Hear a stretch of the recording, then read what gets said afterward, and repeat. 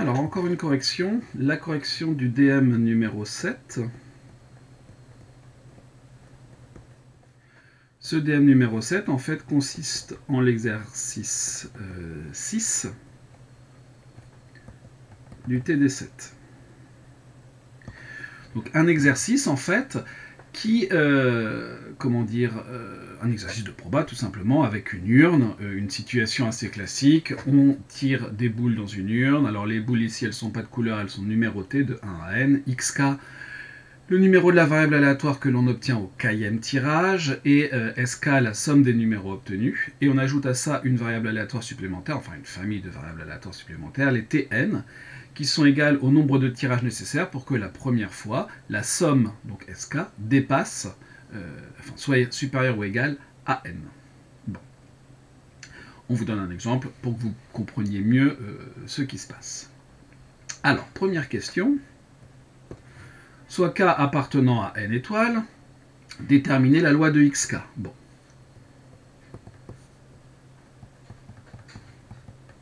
Qu'est-ce que c'est?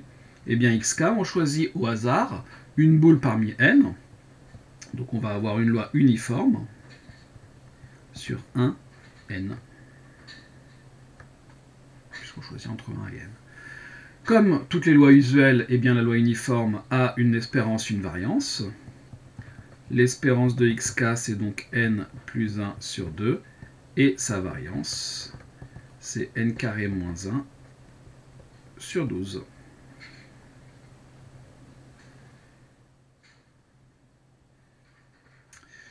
Et ben, c'est tout pour la première question. On ne nous demandait même pas sa variance, en fait. Donc ça ici, hop, non demandé. Alors, je vais laisser un peu de place parce que après, j'aurai le petit QR code à mettre. Non demandé. Tellement l'habitude que l'on vous demande la variance, mais en fait, on ne la demandait pas. Donc, si vous l'avez mise, évidemment, c'est pas grave. Question de A, Tn de oméga.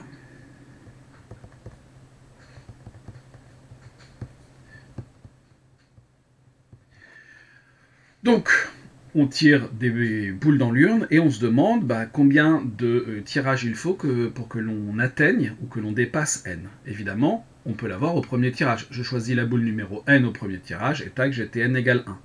Ensuite, si je fais 1 et n, par exemple, j'ai dépassé n au deuxième tirage, donc j'ai Tn qui vaut 2 et ainsi de suite.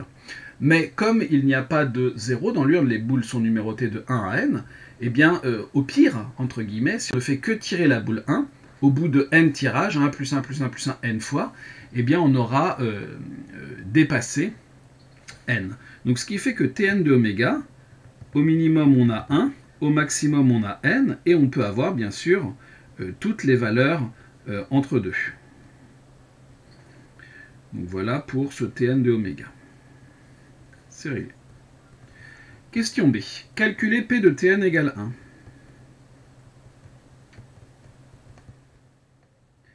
C'est-à-dire que j'ai atteint une somme égale à n dès mon premier tirage. Et il n'y a qu'une seule façon de le faire, c'est de choisir dès le premier tirage la boule égale à n. Donc P de Tn égale 1, en fait c'est quoi? C'est donc la probabilité d'avoir x1 égale n. Dès que vous avez x1 égale n, eh bien la somme vaut n. Et ça c'est quoi? Eh bien avoir x1 égale n, on choisit une boule au hasard parmi n, c'est 1 sur n. Donc la probabilité que Tn soit égal à 1 vaut 1 sur n. Ce qui est quand même pas mal.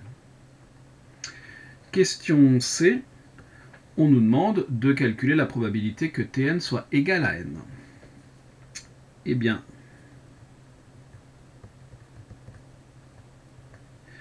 si Tn est égal à n, ça veut dire que là, au contraire, j'ai fait le chemin le plus long possible, c'est-à-dire que j'ai choisi la boule numéro 1 au premier tirage, et au deuxième tirage, et au troisième tirage, et ainsi de suite.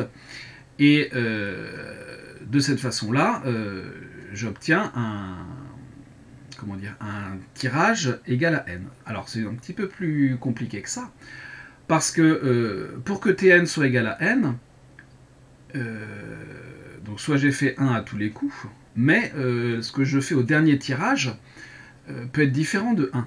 Puisque, comme je l'ai expliqué juste avant là, avec dans le Tn de oméga, hein, c'est supérieur ou égal. Et j'ai dit que, par exemple, si je faisais 1 au premier tirage, n au deuxième tirage, Tn allait être égal à 2. C'est un petit peu le même principe, donc je ne vais pas écrire ça tout de suite, je vais donner une petite explication. Si Tn vaut n, alors la somme juste avant, donc Sn-1, est inférieure ou égale à n-1.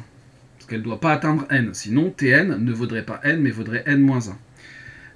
Cela n'est possible que dans le cas où x1 est égal à x2 est égal à xn-1 est égal à 1. Par contre, au nth tirage, je peux choisir n'importe quoi, je vais dépasser n, même si je choisis 1. Xn peut être égal à toute valeur de 1n. En ce cas, Sn supérieur ou égal à n, donc on a bien Tn égale n. Et donc ça va nous aider à écrire nos probabilités. D'où la probabilité d'avoir Tn égale n, c'est donc la probabilité d'avoir x1 égale 1 et x2 égale 2 et xn-1 est égal à... ici j'ai marqué 2 mais c'est 1 partout. Hein.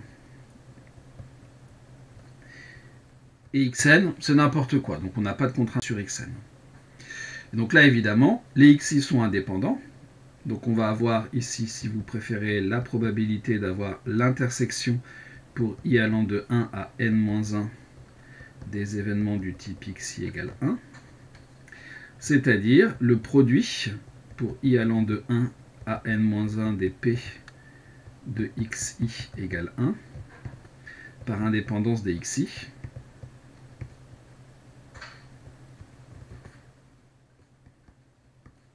Les xi sont indépendantes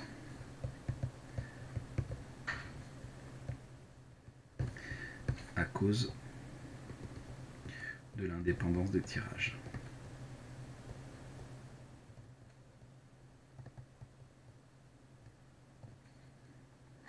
Et donc, on obtient quoi? On obtient le produit pour i allant de 1 à n-1 des 1 sur n, c'est-à-dire 1 sur n à la puissance n-1. Donc on a bien ce que l'on voulait, c'est-à-dire la probabilité d'avoir Tn égale n, qui est égale à 1 sur n à la puissance n-1.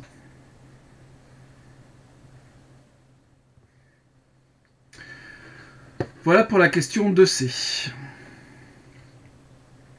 Question 3. Dans cette question, n égale 2, déterminer la loi de T2. Bon, c'est facile, puisque on a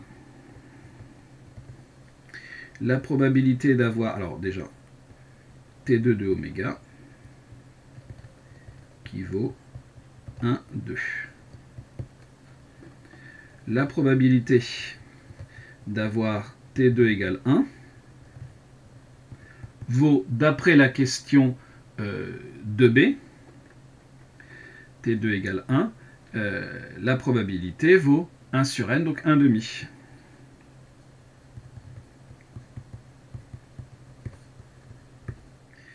D'où la loi de T2,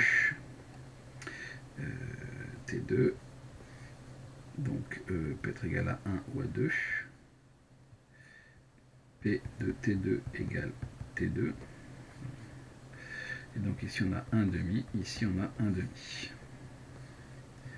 Donc, quand on a une variable aléatoire finie et avec un petit nombre de valeurs, on peut donner la loi sous la forme d'un tableau. Question 4.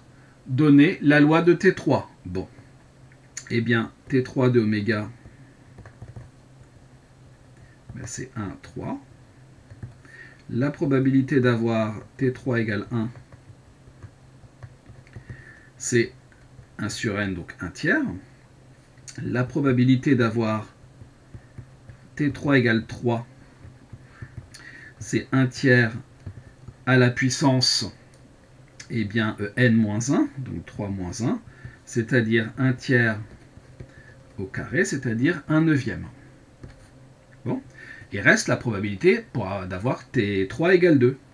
La probabilité d'avoir T3 égale 2, c'est 1 moins 1 tiers moins 1 neuvième, c'est-à-dire 2 tiers moins 1 neuvième, c'est-à-dire 6 neuvième moins 1, 5 neuvième.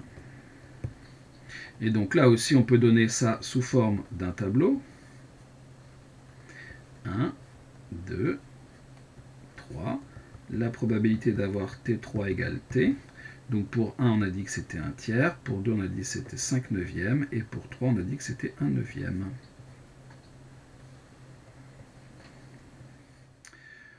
Voilà pour cet exercice. Hop, une nouvelle page. Ensuite, on nous demande de vérifier que E de T3 égale quelque chose. L'espérance de T3, c'est donc 1 fois 1 tiers, plus 2 fois 5 neuvièmes, plus 3 fois 1 neuvième, c'est-à-dire 10 et 3, 13, et 3, 16 neuvièmes. On a bien E de T3 est égal à 16 neuvièmes.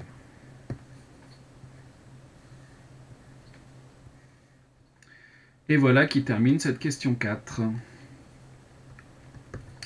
Question 5. Déterminer SK de oméga pour K appartenant à n étoiles. Là, ici, on ne s'intéresse plus à la variable Tn, donc on va peut-être tirer beaucoup plus de, de boules sans forcément s'arrêter à n. SK de oméga, c'est donc la somme pour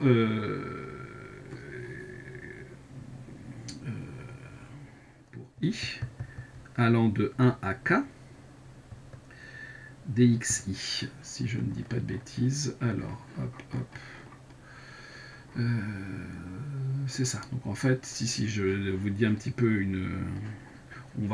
peut-être qu'on va tirer plus de boules, mais en tout cas, dans la somme, on ne va compter que k boules. Donc, eh bien, au minimum,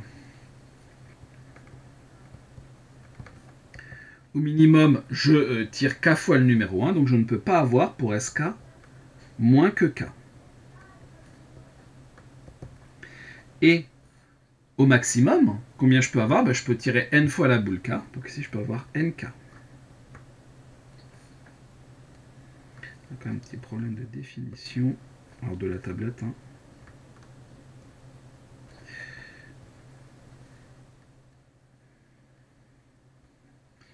Voilà pour la question 5. Pour la question 6, on nous donne k appartenant à 1n-1 et on nous demande d'exprimer sk plus 1 en fonction de sk et k plus 1.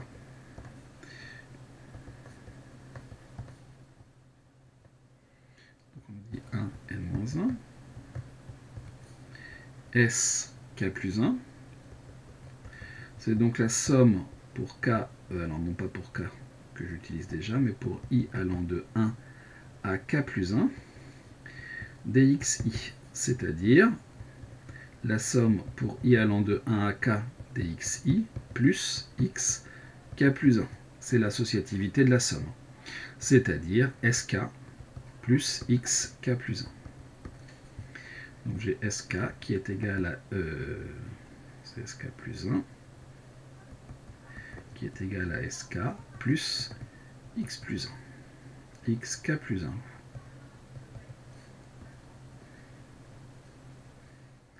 C'est terminé pour la 6A.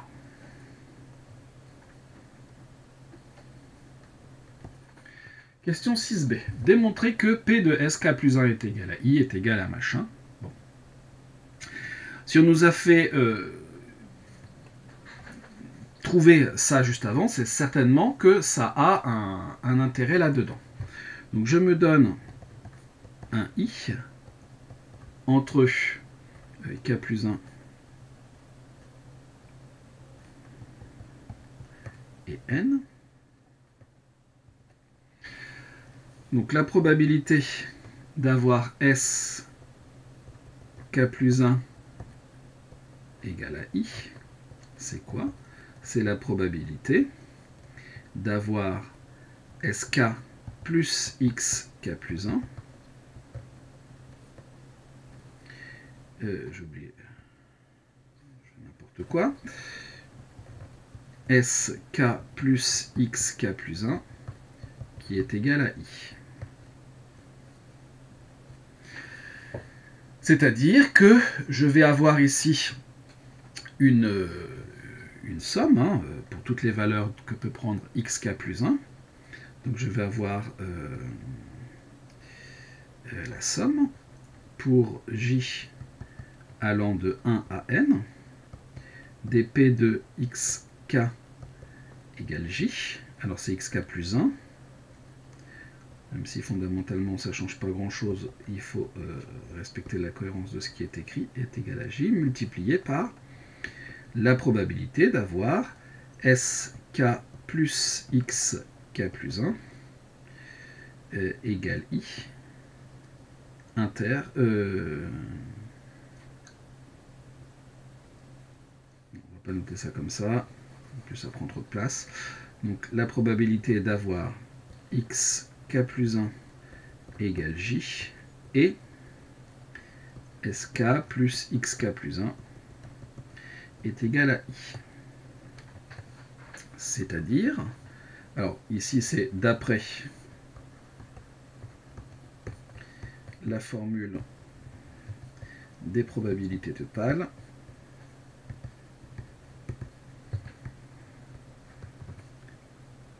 en utilisant le système complet d'événements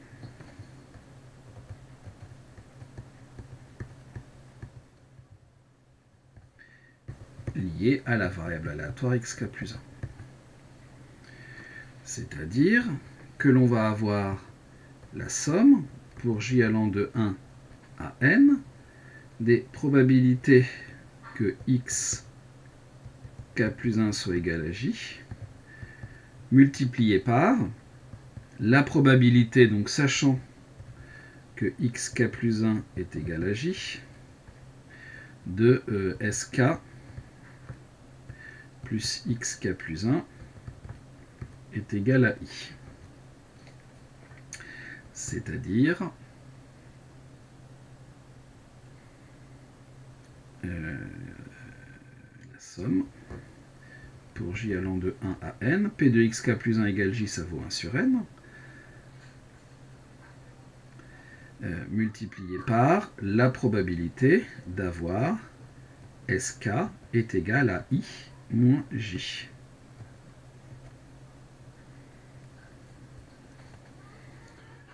Et donc bien sûr, il ne faut pas que là-dedans, i moins j soit trop grand. Or, si i moins j est inférieur ou égal à 1, eh bien on a cette probabilité, même pire, si i moins j, sk ne peut pas être plus petit que k, donc si c'est plus petit que k, on a la probabilité que sk est égal à i moins j, qui doit valoir 0. Donc i moins j inférieur ou égal à k, ça revient à dire, c'est le j qui doit nous intéresser, j qui doit être supérieur ou égal à i moins k.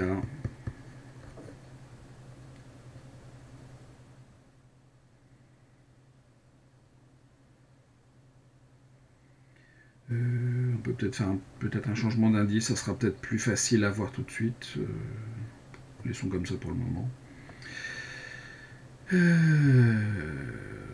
Ok, d'où La probabilité que sk plus 1 soit égal à i est égal à le 1 sur n. Alors vous ne le voyez pas, mais le 1 sur n, je le sors par linéarité. 1 sur n, somme pour j allant de i moins k jusque n, hein, puisque j ne peut pas dépasser n, dp de sk est égal à i moins j. Et donc, je vais poser les choses. Donc ici, i moins j est supérieur ou égal à k.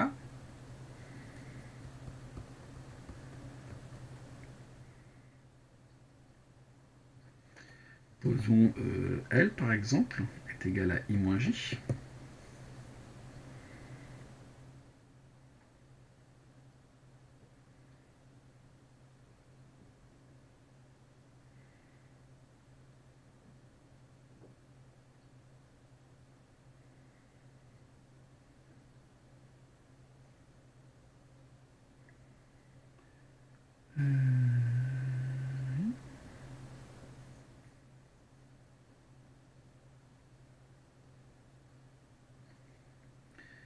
Je suis en train de me dire que non, je vous ai dit des bêtises. Il ne faut pas que c'est le contraire, c'est le contraire.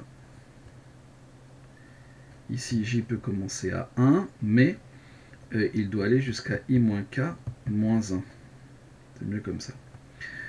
Donc on va poser L égale I moins J, ça ne nous pose pas de problème, et donc on va avoir 1 sur N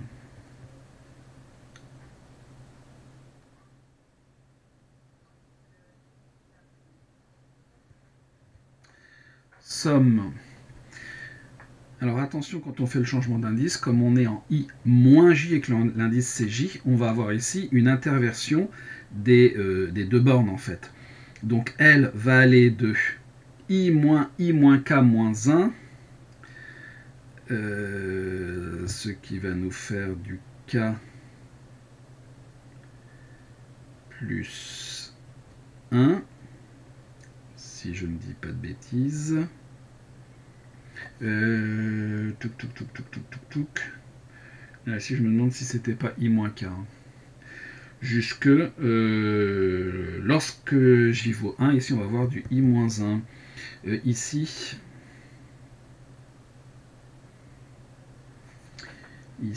I moins J peut être égal à K. Donc là, ici, non, on n'a pas, c'est inférieur strict. C'est inférieur strict. Et donc ici, c'est supérieur strict. Et donc ici, c'est up. Et donc ici, on a un égal K.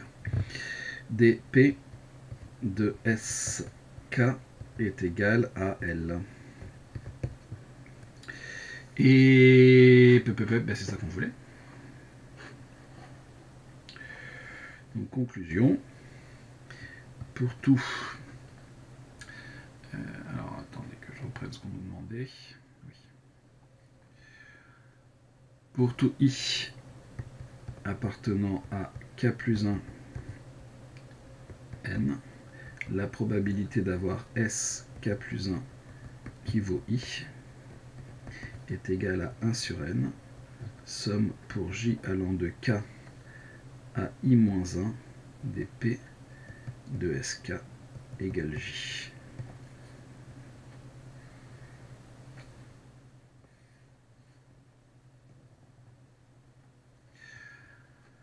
Voilà pour la 6B.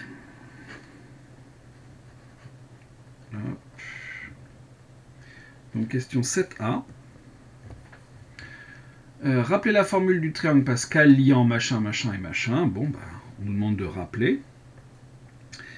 On va donc avoir K-1 parmi J-1 plus K parmi J-1 est égal à K parmi J.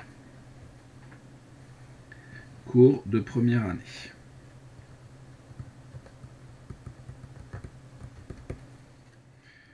Ensuite, question donc 7B. Alors, question 7B.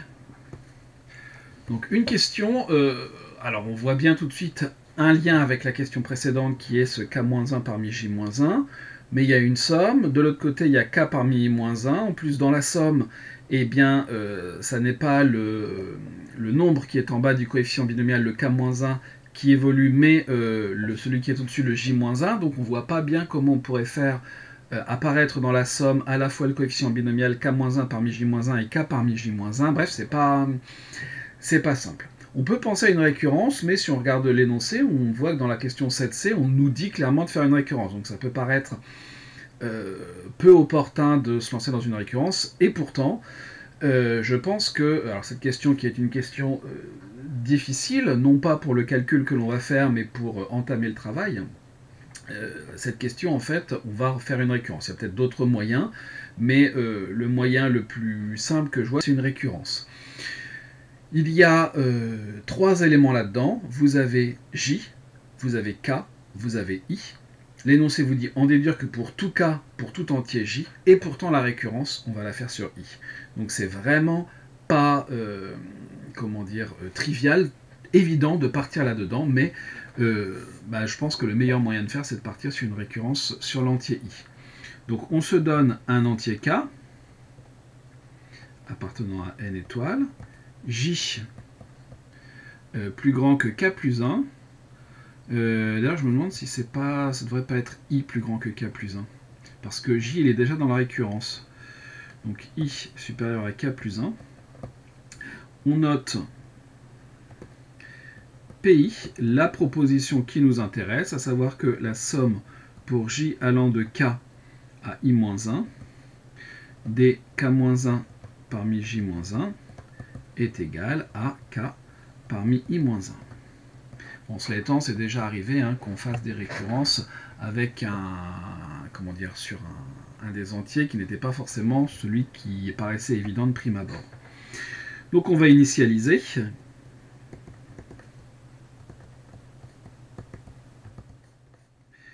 Donc pour I, égale la plus petite valeur, c'est-à-dire K plus 1.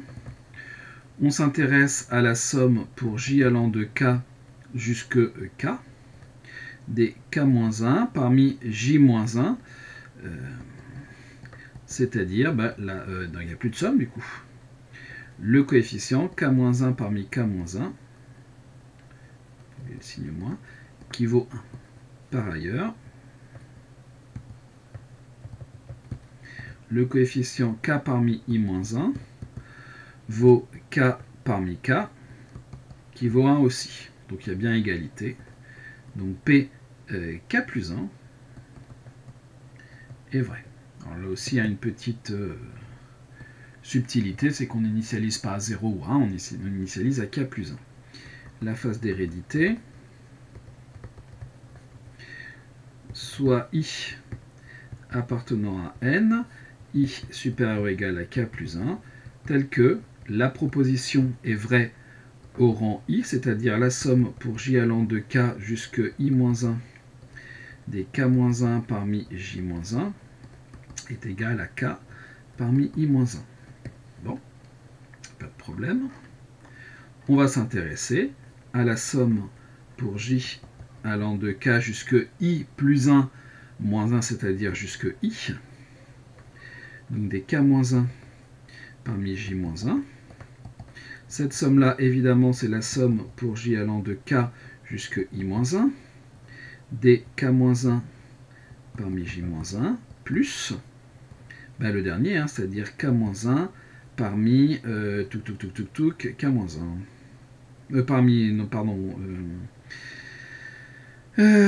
Parmi I-1-1, donc parmi I-2. C'est-à-dire, par hypothèse de récurrence, j'ai K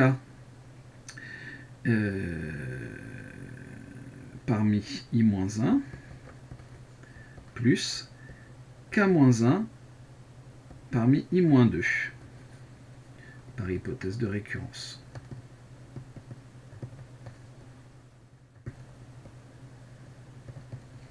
Et ça, c'est égal à quoi? D'après ce qui précède, on est un petit peu embêté. Non, pardon, ici j'ai dit une bêtise, ici c'est I-1. puisqu'ici c'est par rapport à i. Et donc ça c'est égal à k parmi i, d'après la formule du triangle de Pascal, donc ici d'après la question 7a. Donc la proposition P i plus 1 est vraie. Conclusion. Vous voyez, la récurrence, elle est, en faisant attention, pas très compliquée, mais il faut penser à faire une récurrence sur i. Conclusion, par principe de récurrence,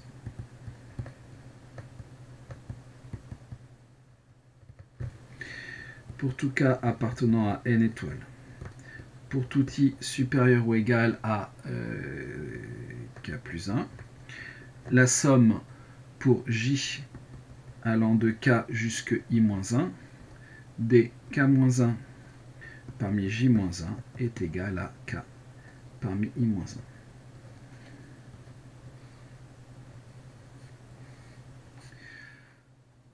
C'est bon pour la 7a. Question 7c.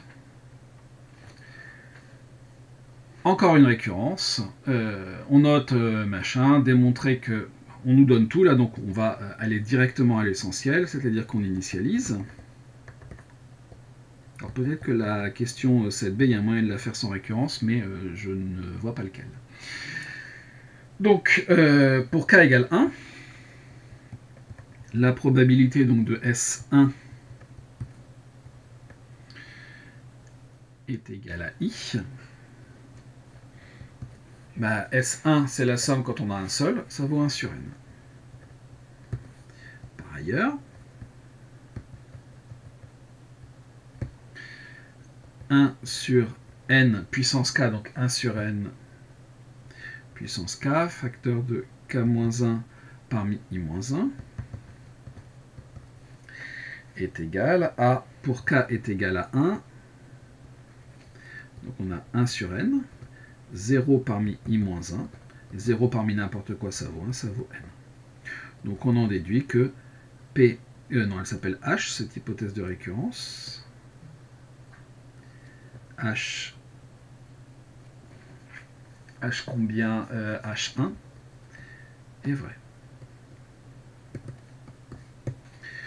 Ensuite l'hérédité, là aussi.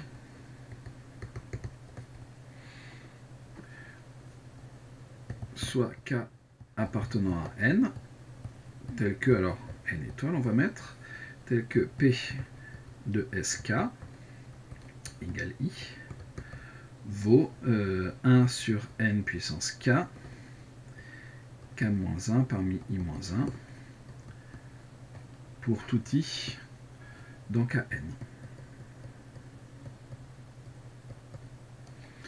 Alors, la probabilité donc d'avoir S K plus 1 est égale à I.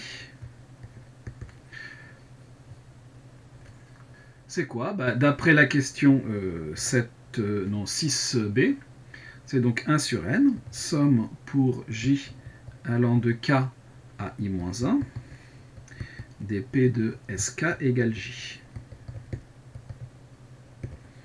D'après la question 6b.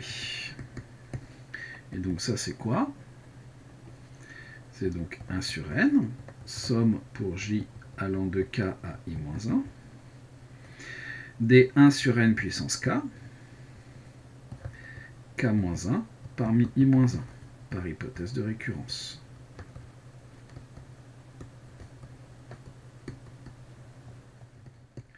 C'est-à-dire, je sors le 1 sur n puissance k, donc on va avoir du 1 sur n puissance k plus 1, à cause du 1 sur n qui est devant.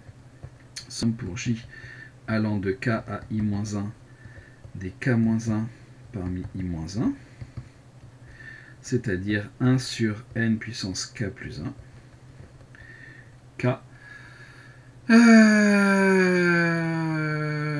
parmi i-1. Et c'est exactement ça que l'on voulait. Donc, h k plus 1 est vrai.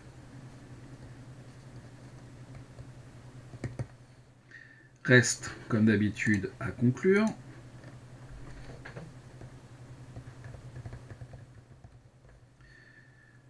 On conclut comment? Par principe de récurrence, ça ne change pas.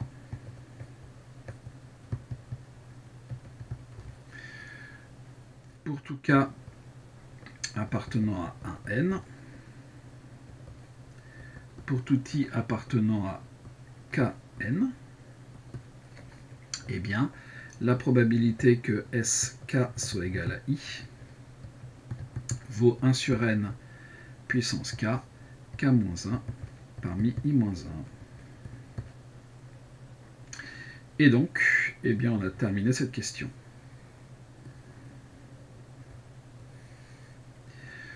Qui était la 7C. Question 8a. Comparer T de n strictement plus grand que k et sk inférieur ou égal à n-1. Donc je me donne k dans 1n-1. Avoir Tn strictement plus grand que k, qu'est-ce que ça veut dire? Eh bien, ça veut dire qu'on a atteint S, la somme des xk, faire ça comme ça, la somme des xi dépasse n à un rang strictement supérieur à k.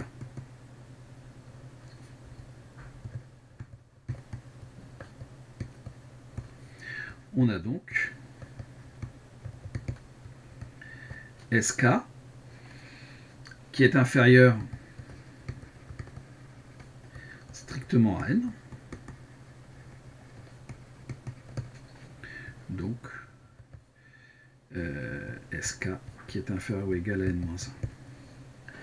Si on a Tn plus grand que k strictement, on a forcément sk supérieur à n-1. D'où eh bien, le fait d'avoir Tn plus grand que k est inclus dans le fait d'avoir sk inférieur ou égal à n-1. D'autre part, n'oublie pas qu'en fait, les événements, ce sont des ensembles. Si sk est inférieur ou égal à n-1, eh bien alors la somme des xi dépassera n à un rang strictement supérieur à k.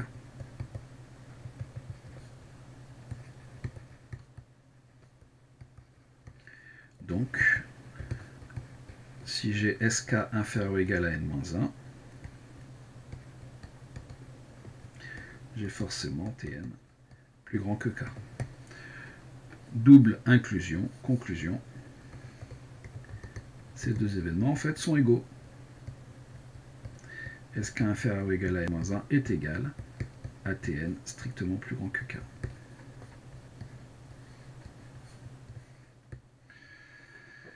On les a comparés. Alors, la question d'après. 8b donc. On nous demande la probabilité que Tn soit plus grand que k. Bon, bah ça c'est la probabilité que Sk soit inférieur ou égal à n-1. C'est-à-dire la probabilité que Sk soit égal à k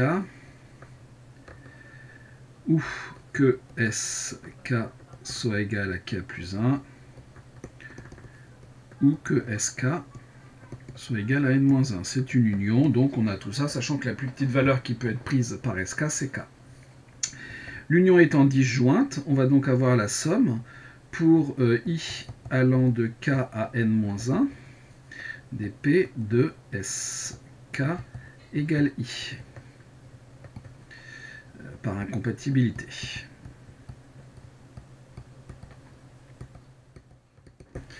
Et justement, ces p de Sk égale i, on les a déterminés un petit peu plus haut. C'est donc 1 sur n puissance k, somme pour i allant de k jusque n-1 des k-1 parmi i-1.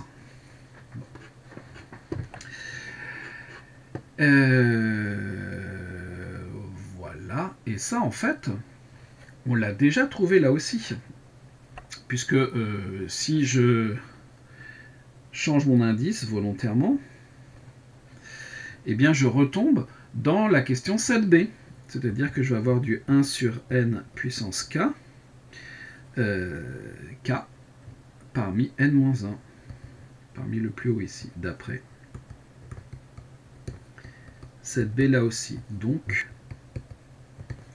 la probabilité d'avoir Tn supérieur à k est égale à 1 sur n puissance k, k parmi n-1, et c'est ça que l'on devait trouver.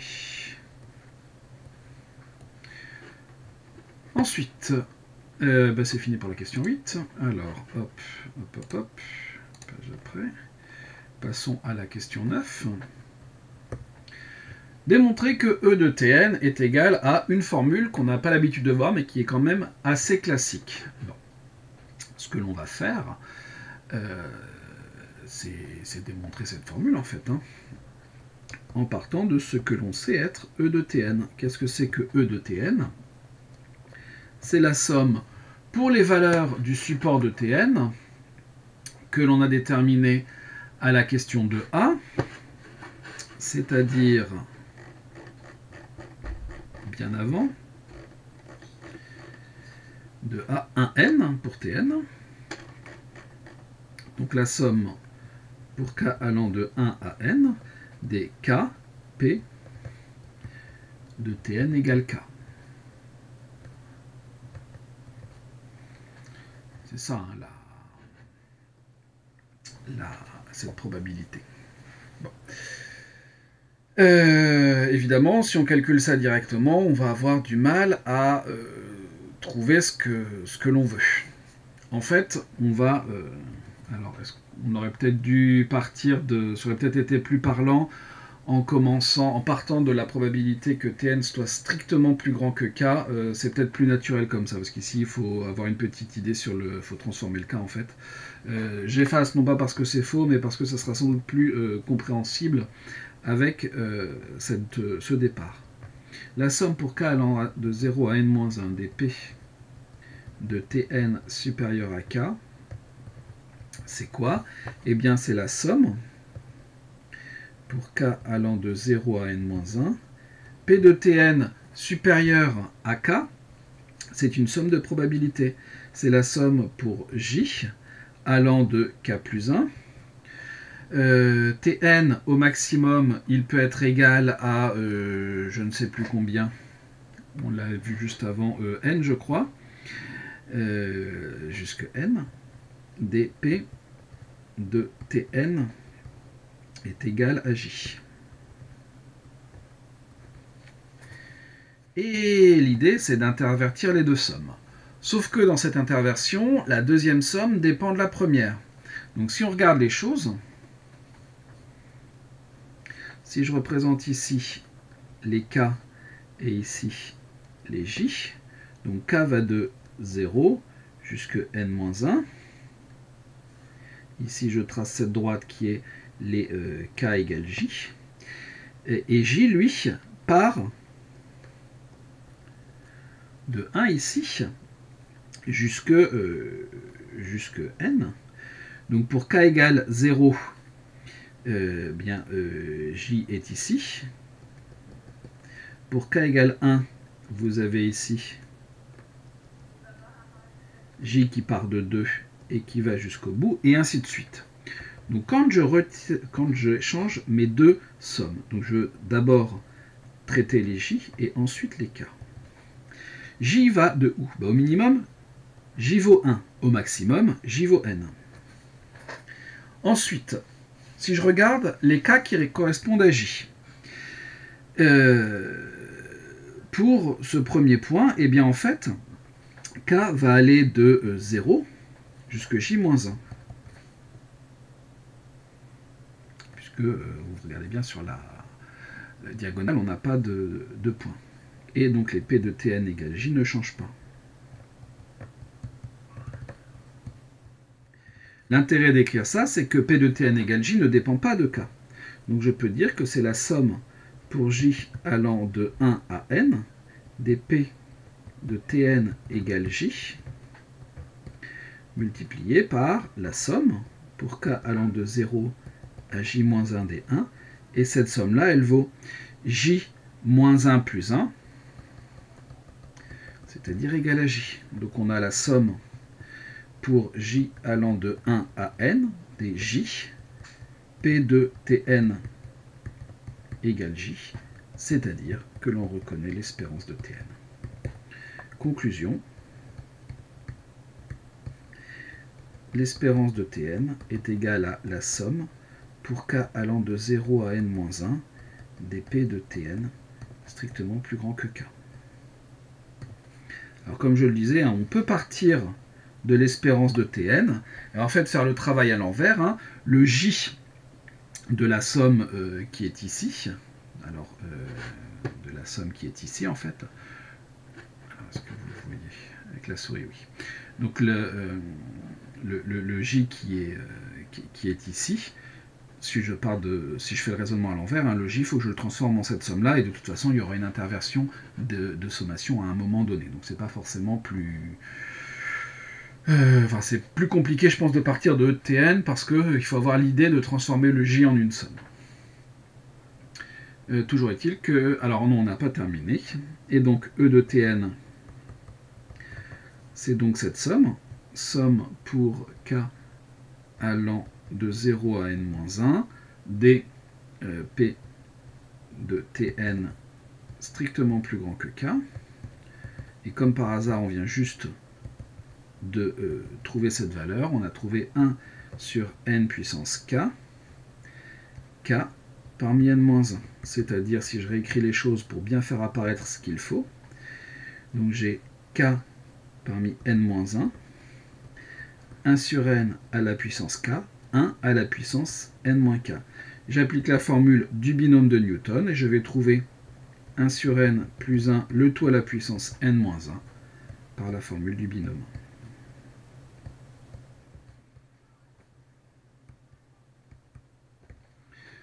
Et donc, qu'est-ce que l'on obtient? On obtient que E de Tn est égal à 1 sur N plus 1, le tout à la puissance N-1. Vous remarquez que dans le précédent DS, il y avait quelque chose qui ressemblait un petit peu. Alors la situation était différente, mais on trouvait des valeurs un petit peu identiques. Question 10. La limite de Tn en plus l'infini. Bon. Eh bien, E de Tn, c'est 1 sur N plus 1 à la puissance N-1, c'est-à-dire exponentielle de N-1, ln de 1 sur N plus 1. Or, 1 sur N tend vers 0 lorsque n tend vers plus l'infini, donc ln de 1 plus 1 sur n équivaut en plus l'infini à 1 sur n. Je ne vais bien sûr pas faire de composition d'équivalent, je vais faire des compositions de limites. On a donc n-1 ln de 1 plus 1 sur n qui équivaut en plus l'infini à n-1 sur n, c'est-à-dire à 1 en fait. Donc, la limite quand n tend vers plus l'infini de n-1 ln de 1 sur n plus 1 est égale à 1. Par composition de limites,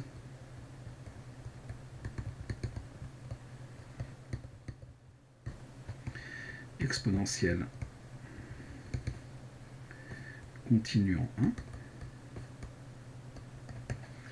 eh bien, on en déduit que la limite quand n tend vers plus l'infini de E de Tn est égale à E. Et voilà ce qui conclut ce travail.